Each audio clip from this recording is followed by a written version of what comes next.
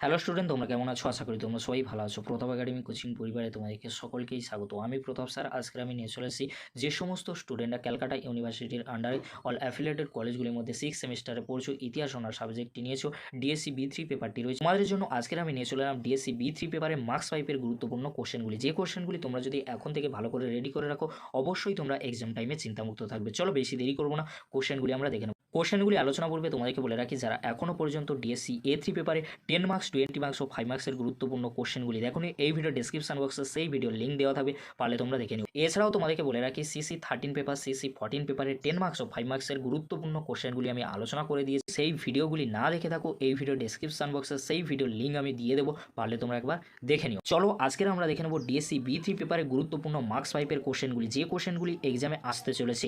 First question কি রয়েছে তোমরা দেখে নাও। সিমনোসেকির সন্ধির শর্তগুলি লেখো। কোশ্চেনটি মার্কস 5-এর জন্য অত্যন্ত গুরুত্বপূর্ণ। এই কোশ্চেনটির সাথে যে কোশ্চেনটি তোমরা সাপোর্টিং হিসেবে দেখে যেতে পারো, ইঙ্গো জাপান মৈত্রী চুক্তির প্রেক্ষাপট বা তাৎপর্য লেখো। কোশ্চেনটি সাপোর্টিং হিসেবে তোমরা দেখে যেতে পারো।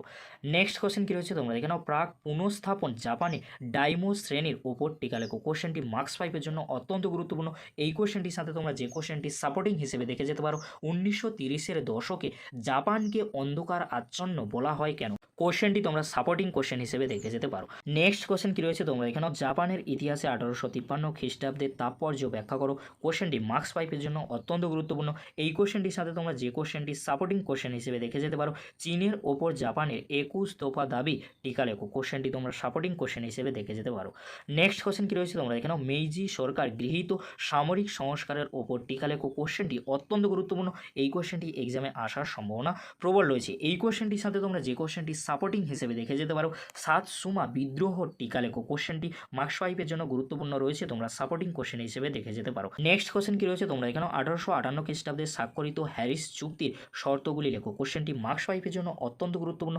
এই কোশ্চেনটি এক্সামে আসার সম্ভাবনা প্রবল রয়েছে। এই কোশ্চেনটির সাথে তোমরা যে কোশ্চেনটি সাপোর্টিং হিসেবে দেখে যেতে পারো, জাপানে পার্ল হারবার আক্রমণের ওপর টিকা লেখো। কোশ্চেনটি তোমরা সাপোর্টিং কোশ্চেন হিসেবে দেখে যেতে পারো। নেক্সট কোশ্চেন কি রয়েছে তোমরা দেখে নাও। 1868 সালে চার্টার ওথ বা সনদভুক্ত শপথপত্র কি মেইজি জাপানের রাজনীতিতে কোনো পরিবর্তন এনেছিল? কোশ্চেনটি মার্কস 5-এর জন্য অত্যন্ত গুরুত্বপূর্ণ। এই কোশ্চেনটির সাথে তোমরা যে কোশ্চেনটি সাপোর্টিং হিসেবে দেখে যেতে পারো, প্রাক পুনঃস্থাপন পর্বে জাপানে কৃষক বিদ্রোহ সম্পর্কে লেখো। কোশ্চেনটি তোমরা সাপোর্টিং কোশ্চেন হিসেবে দেখে যেতে পারো। এই যে কোশ্চেনগুলি আজকের আমি আলোচনা করে দিলাম, এই কোশ্চেনগুলি তোমরা যদি এখন থেকে ভালো করে রেডি করে রাখো, অবশ্যই তোমরা ডিএসসি B3 পেপারে মার্কস 5-এ যে কোশ্চেনগুলি আসবে, অবশ্যই তোমরা এরই মধ্যে থেকে সমস্ত কোশ্চেন কমন পেয়ে যাবে। যদি ভিডিওটি হেল্পফুল হয়ে থাকে অবশ্যই তোমরা বন্ধুদের মাঝে বেশি বেশি করে শেয়ার করে দিও। আজকের এতটুকু, পরবর্তীতে তোমাদের জন্য খুব তাড়াতাড়ি পরবর্তী ভিডিও নিয়ে ফিরছি। ভিডিওটি দেখার জন্য তোমাদেরকে অসংখ্য ধন্যবাদ।